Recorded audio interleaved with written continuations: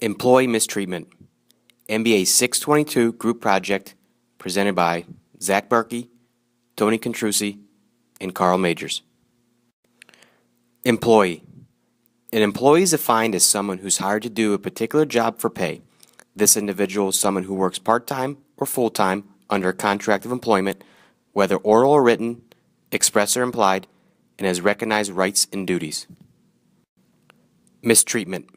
Mistreatment is defined as being cruel or thoughtless towards a person or even an object. Oftentimes, mistreatment is synonymous with neglect, abuse, and harassment. Employee mistreatment. Employee mistreatment is defined as an intentional infliction of a hostile work environment upon an employee by a coworker or coworkers, typically through a combination of verbal and nonverbal behaviors. Mistreatment can occur in many facets, but employee mistreatment is one of the most common, mainly due to the amount of time we spend in the office and the stressors that employees often face in that environment. Three common examples of employee mistreatment are violence and abuse, bullying, and discrimination and harassment. Believe it or not, registered nurses face one of the highest rates of employee mistreatment. This is found to be the most prominent in younger nurses, where it is claimed that nurses eat their young. Looking more closely at employee mistreatment, we can see how the three main types are differentiated. Violence and abuse consists of employee, manager, or even customer physical violence, whereas bullying pertains more towards non-physical harm, such as verbal and emotional mistreatment. Lastly, discrimination and harassment involve making a distinction against a person, whether in favor or against. Although discrimination can be found for almost anything, the most common types in the workplace are racial, age, nationality, sexual, or quid pro quo. Quid pro quo harassment occurs in the workplace when a manager or an other authority figure offers or merely hints that he or she will give that employee something, typically a raise or promotion, in return for that employee's satisfaction of a sexual demand. This also occurs when a manager or other authority figure says he or she will not fire or reprimand an employee in exchange for some type of sexual favor. It seems like everyone is talking about bullying and harassment. But what does it mean for you and your workplace? This video explains what workplace bullying and harassment is and what it's not.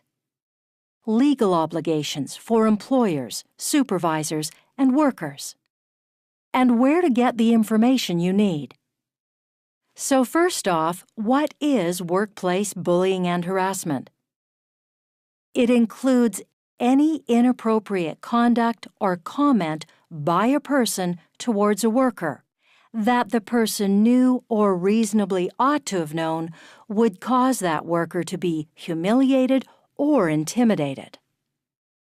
Examples could be yelling or name-calling, vandalizing personal belongings, harmful hazing or initiation practices. There might be a single perpetrator or a group. There may be just one target or many. Bullying and harassment can occur between coworkers or between the employer and a worker. Or it can come from external sources, such as members of the public, clients and customers, or workers from other organizations. Bullying and harassment also extends to online activities. Cyberbullying can occur through email, text messages, social networks, and other websites. What is not considered workplace bullying and harassment? Managers and supervisors have many responsibilities. Decisions relating to job duties, workloads, deadlines, and performance management, or the direction of workers and the workplace are not bullying and harassment. So what are your legal duties? Employers have an obligation to take reasonable steps to prevent bullying and harassment, or minimize it where possible.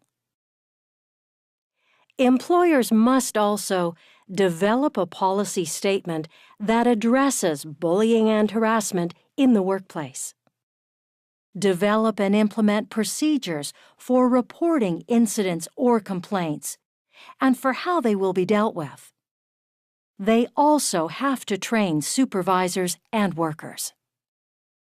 Supervisors and workers are required to comply with the employer's policies and procedures and not engage in workplace bullying and harassment. Workers must report it when they see it or experience it. The bottom line is, bullying and harassment is a workplace hazard that poses a risk to the health and safety of workers. As part of their responsibility to protect workers' safety, WorkSafe BC prevention officers will inspect workplaces to determine if employers have taken reasonable steps to prevent and address bullying and harassment.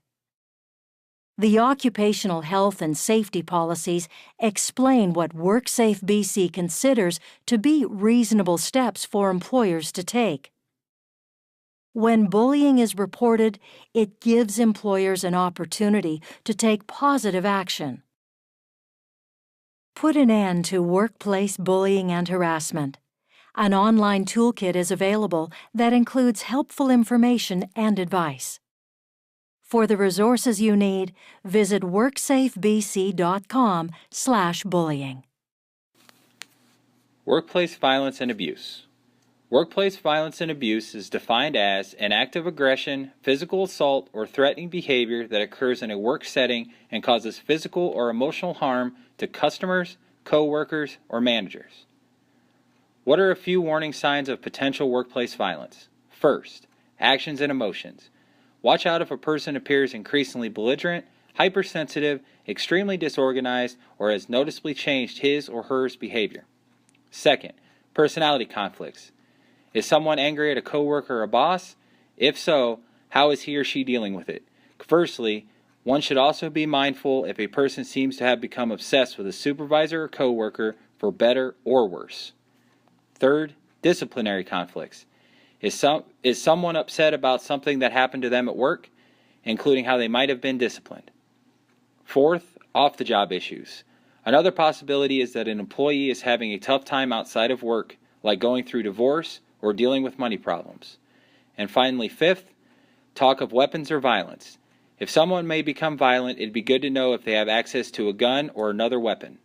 The same goes with if he or she has expressed a fascination with weapons, violent themes, or recent high-profile killings. What can be done about workplace violence? As an employee, if you are worried, simply tell someone. Supervisors, internal security, or law enforcement is best. As a supervisor, you might want to consider a few things that can contribute to workplace violence, such as, are workers overloaded or mistreated? Can our company's management style be improved? Do we have counselors available?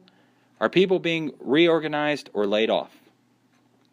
What is the cost of workplace violence?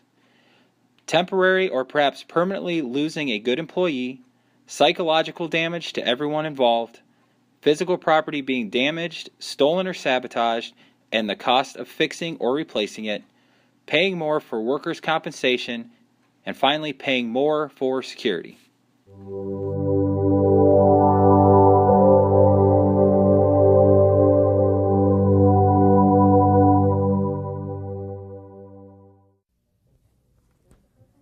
The statistics are alarming.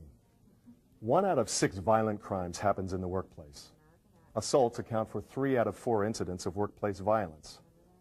Homicide is the second leading cause of death on the job and the #1 killer of women in the workplace. Fortunately, there are things we can do to prevent workplace violence. Watch and see.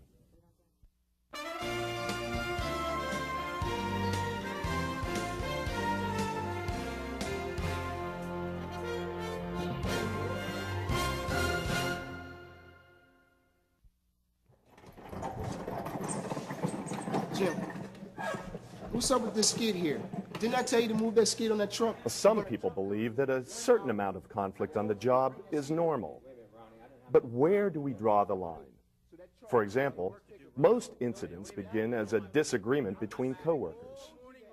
The argument develops into insults, threats, and challenges. Bystanders usually ignore these confrontations, dismissing them as personality conflicts. But the situation can often intensify. Push comes to shove, and the conflict becomes physical. And once they become violent, incidents can result in serious injuries, even death. So how much is too much?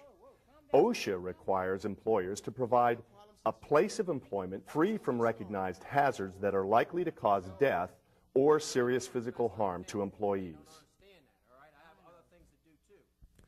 Workplace violence should be considered one of those hazards. It is stressful, bad for morale, and downright dangerous. We must take steps to prevent any violence in the workplace.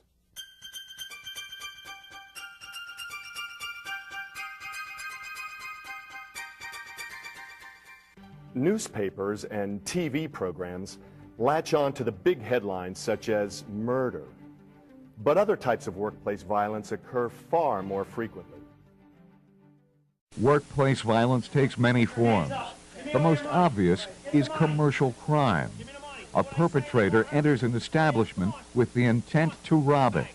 If the situation gets out of hand, people can get injured or killed. The people at greatest risk from commercial crime exchange money with the public, work alone or in small numbers, work late night or early morning hours, guard valuable property or possessions, or work in public places. Even businesses that don't deal with the public are susceptible to outside threats. These are people that aren't employed by your company, but come into your facility and commit acts of violence. They can include customers or vendors seeking revenge, or terrorists trying to prove a point. Emergency room personnel and other healthcare workers can be at risk from hostile patients. And incidents of domestic violence have been spilling over into the workplace in alarming numbers. All organizations have to be concerned about inside threats, aggressive and violent behavior from people within the company. We've all heard about disgruntled employees who take out their frustrations on their supervisors. But most incidents of workplace violence are the result of disagreements or personality conflicts between co-workers, people who know each other, who work together day in and day out. Workplace violence statistics. While the following statistics are comprised mainly of extreme cases, we must remember that violence and abuse can be as simple as being screamed at by an employee or employer, or as drastic as workplace homicides. 2006 to 2010. From 2006 to 2010, an average of 551 workers per year died on the job as a result of workplace homicides. In 2010 alone, 518 workplace homicides occurred. A total of 77 of those homicides were multi-fatality homicides, all of whom were in work status at the time of the incident. 83% of workplace homicides occur in the private sector, while only 17% occurred in the public sector. Along with fatal shootings, there were 500 non-fatal shootings that resulted in days away from work, which is a fraction of the 1.2 million total non-fatal cases of workplace violence reported in 2010. Men versus women.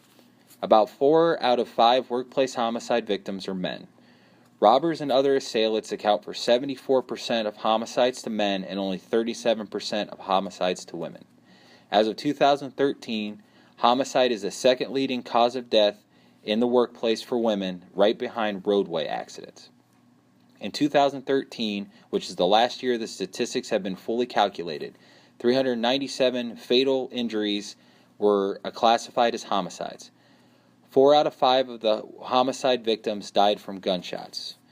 And workplace homicides decreased 16% from 2012, but workplace suicides, however, increased by 8%. Workplace bullying. Workplace bullying refers to repeated, unreasonable actions of individuals or a group directed towards an employee or a group of employees which are intended to intimidate, degrade, humiliate, or undermine. Bullying versus horseplay. While some individuals try to downplay bullying as mild-mannered joking or horseplay, studies show that there is a fine line between the two. If the joking or horseplay leads to stigmatization and victimization of the recipient, it has jumped the threshold into bullying. 5 types of bullying behavior. First, work-related bullying, which may include changing your work tasks or making them difficult to perform. Second, social isolation. Third, personal attacks or attacks on your private life by ridicule, insulting remarks, gossip, or the like. Fourth, verbal threats, where you are criticized, yelled at, or humiliated in public. And finally, fifth, physical violence or threats of such violence. Hi, I'm Dr. Gary Namey, co-author of the book The Bully at Work. And together with my wife, Dr. Ruth, when we first wrote the book, we tried to summarize all of the thousands of types of tactics that we had heard that bullies have employed against workers. And I'm telling you, it's an inventive, cruel list. It's very, very long. And we knew that we couldn't publish a book with single lines listing all the things that we had heard. So we grouped them into themes, if you will, themes of tactics. And it's often called our bully types. And we have 4 of these categories. And let me explain that a very skilled bully will jump across these categories in a given day, sometimes within a given hour, and sometimes while they're dealing with a chosen target, they will switch gears and try different things too. But of course, the common theme to all types of bullying is that the bully has the need to control another person. So that's what they all share. The first type, which we call the screaming Mimi, is a vein-bulging maniac who prefers a public setting. They're trying to control the emotional climate of the workplace. They want to instill fear in the heart of the target so that they will be paralyzed. Pure deer in the headlights paralysis, and they won't know what hit them. In fact, what they hit them with is so absolutely unnerving and destabilizing, the jaw drops along with the shocked look. And of course, the second ulterior motive there, the secondary motive, I should say, is to actually paralyze the work group too, because they don't want coworkers getting in their face. And so they are going to cower in fear, worried that they are next, and later they will probably become allies of the bully. But that's the screaming Mimi. They're going to curse and yell and throw things. To me, it's the stereotype of the prototype of the bully. But in reality, we know from our research, it's statistically the rarest form. Now, the most damaging family of tactics are implemented by the constant critic. And this type of bully is the one that's going to get you behind closed doors for plausible deniability. And by that, I mean it's always going to be turned into a she said situation.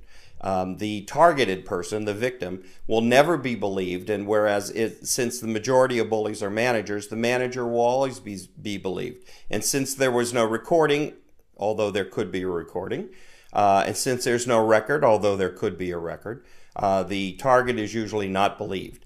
And the primary tactic here is to actually misuse performance appraisal system. You're going to go in there, a typical scenario, new supervisor, veteran worker. They seek the veteran go-to expert, the one who's more technically skilled and really well liked. And for those threatening reasons, choose that person as the target. And they tear into them. I always thought the South African book Hyenas at Work was a great title because they talk about, tearing flesh from bone there. And these predators can be quite vicious. And behind closed doors, there's total deniability. What is the bully trying to control in this category, this theme? And this is why they're the most traumatizing. They're trying to control the person's own identity. They're going to crawl into their psyche and try and redefine the thoroughly competent person as incompetent.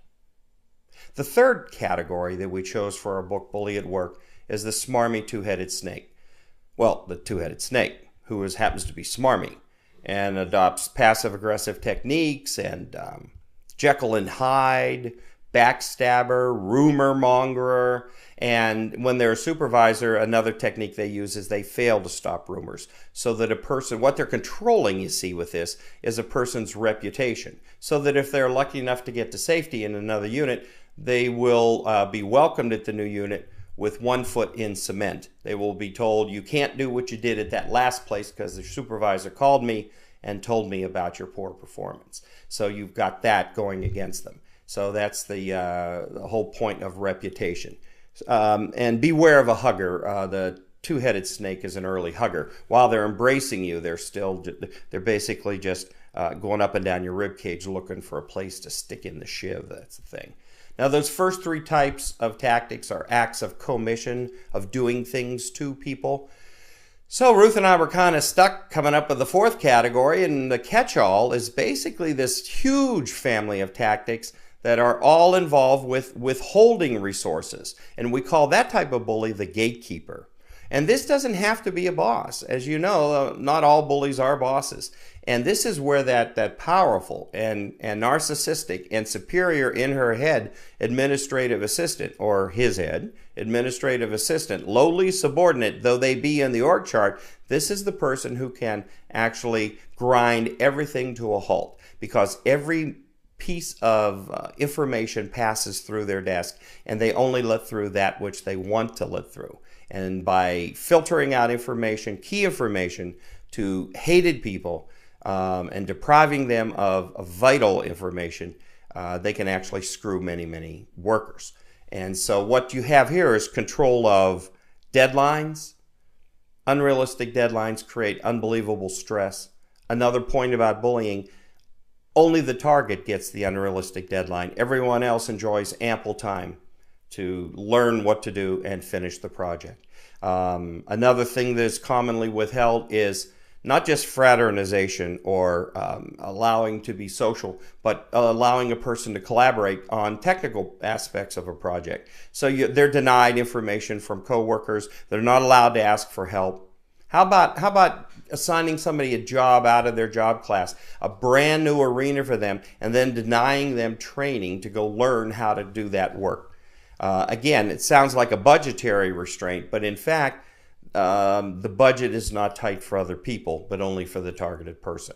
So you see, bullying is discriminatory in a way, just not necessarily always illegally discriminatory. So the gatekeeper controls everything, and they choose the most inopportune times, or from a sadistic point of view, the most opportune times to strike. They strike at a person at a time of great vulnerability, psychological or physical.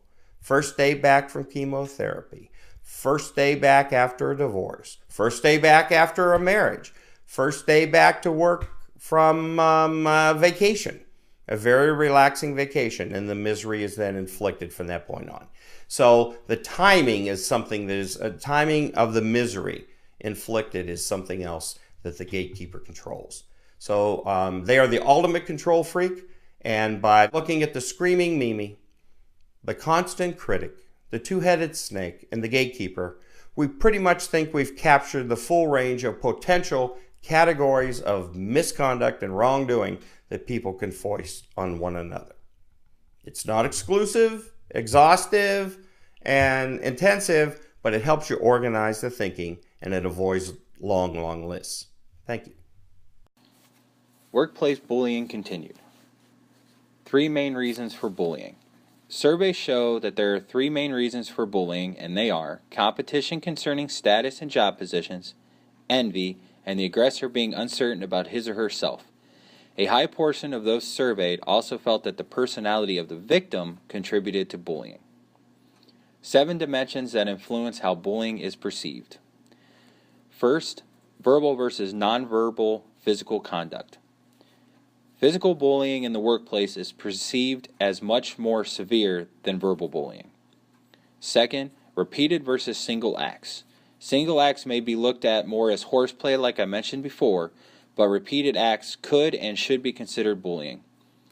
Third, degree of unwanted or unsolicited behavior. Fourth, the perception of violation of person's human rights.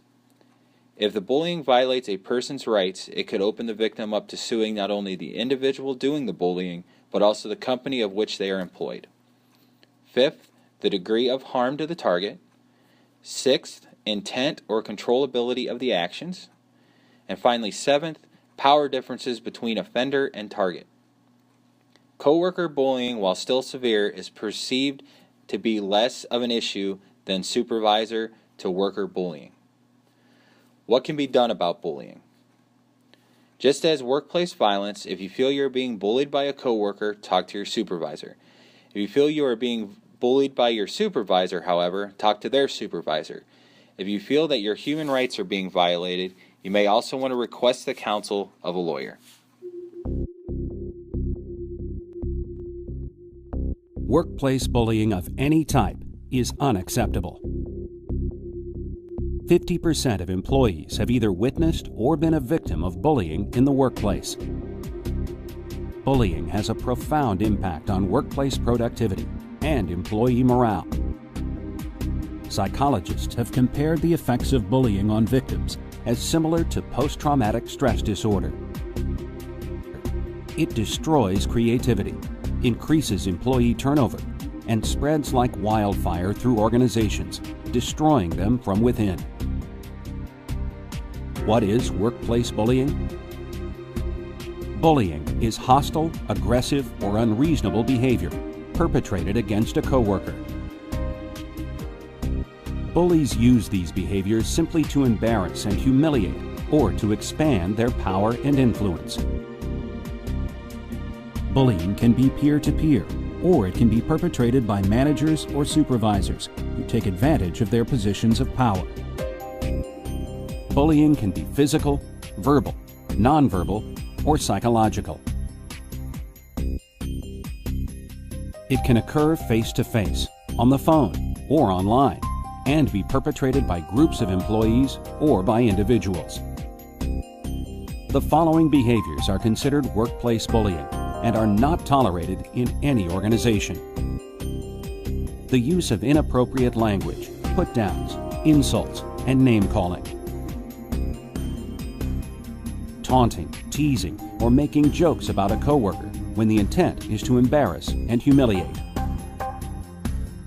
Sabotaging another employee's work, or copying, plagiarizing, or stealing work from a coworker and passing it off as your own. Deliberately isolating or excluding a coworker from work-related activities. Yelling, screaming, sarcasm, or other verbal abuse with the intent to threaten, intimidate, or humiliate.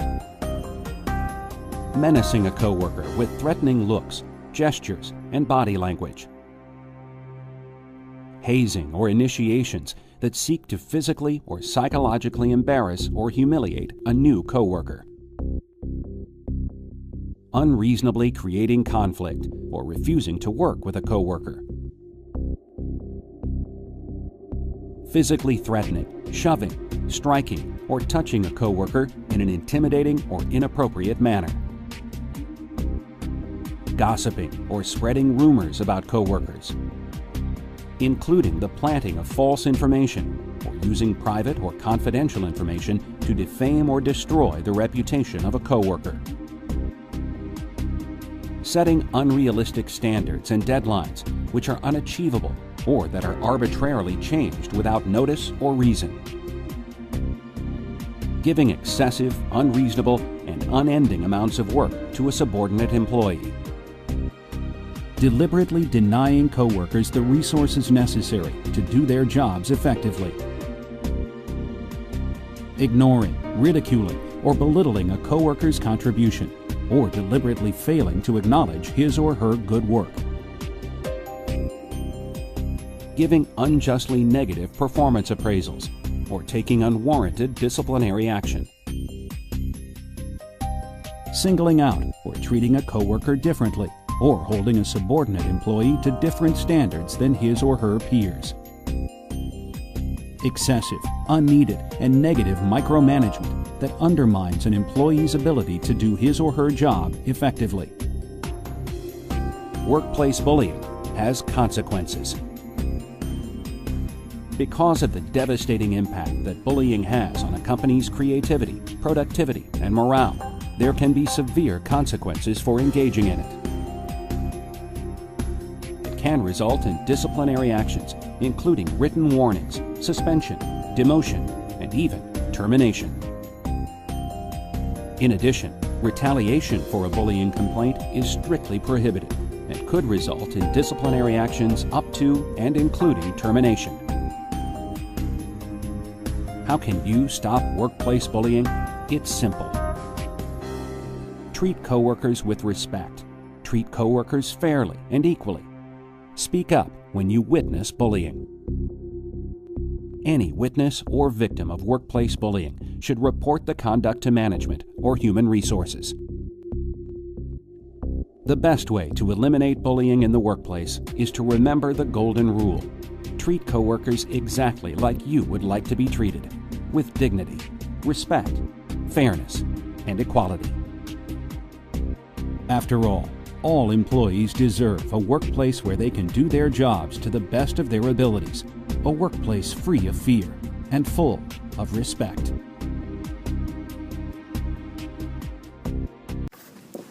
Workplace harassment.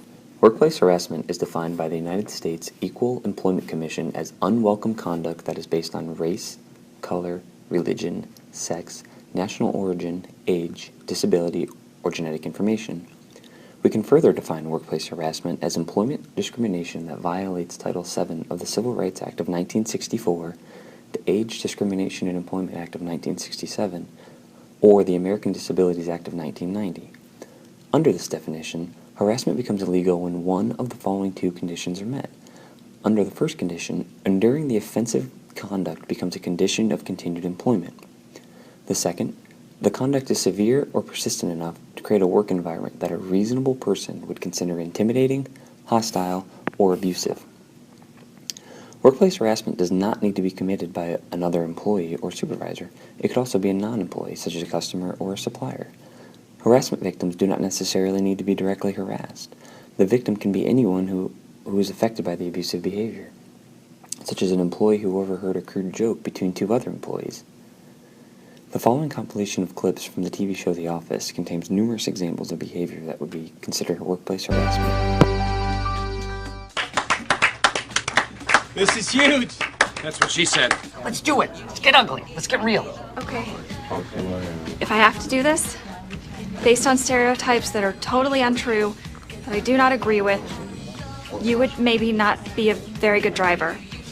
Oh man, am I a woman? Listen, you're cute. There's no getting around it. So, I don't know if you like country music, but I was thinking maybe one of these days we could drive out to a field, crank up some tunes, smoke a few Macanudos, maybe even toss a disc around. But wait, ude, uye, inkte, ampe. Yes. Dwight tried to kiss me. What? And I didn't tell anyone because I'm not really sure how I feel about it. That is not true. Redact it. Redact it! Well, I'm not actually making a formal complaint. I just really think we should talk about it. Michael, like, this must be obvious how wrong this is. Oh, the Antichrist. Okay, you can't. Ow! Look, you cannot push religion. Oh, but I can push drugs in here. Is that what you're saying? Well, you have to pick one or the other. Your choice. I'll go. No, sweet cheeks. We need somebody who's actually made a sale. Am I hot right now? Why would I or anyone else think that you're hot right now?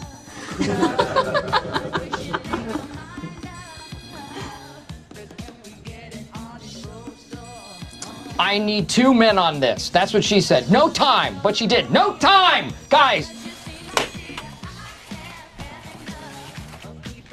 I never touch a pregnant woman.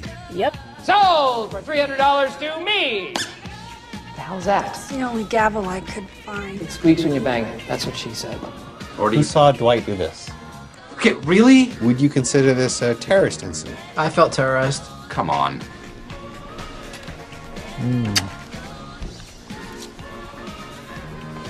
Michael's got a few tricks for Valentine's Day. He found a place where you can get 12 plastic roses for $10, and he's got a great line. Me so thorny. There's that ass. Hey, hey, yeah. Yeah. Oh, don't take it away. Oh. Ah. Workplace discrimination. Workplace discrimination is defined as any workplace action such as hiring, firing, demoting, or promoting based on a prejudice of some kind that results in the unfair treatment of employees as well as applicants for employment. The United States Equal Employment Commission identifies the following prejudices: age, disability, equal pay, genetic information, national origin, pregnancy, race, religion, and sex.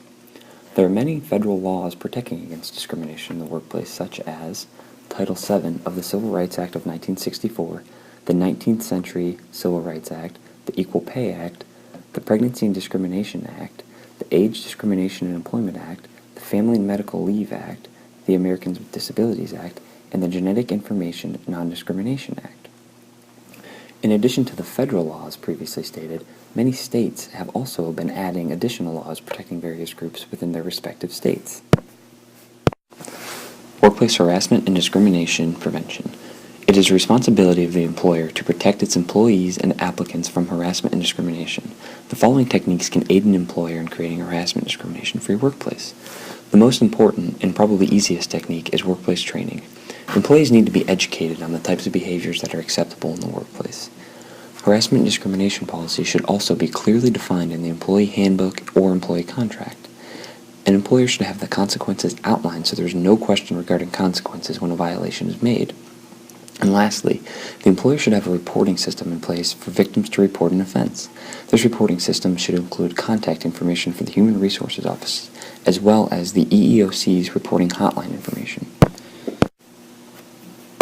This concludes our presentation on employee mistreatment. On behalf of Tony, Carl, and myself, I would like to thank you for watching our presentation. Please take a few minutes to take the mini quiz we have added to TED Ed. On this slide and the slides that follow is a list of journals, websites, and videos we referenced in our presentation. Once again, thank you for your time, and we hope you nothing but the best going forward in your pursuit of your MBA.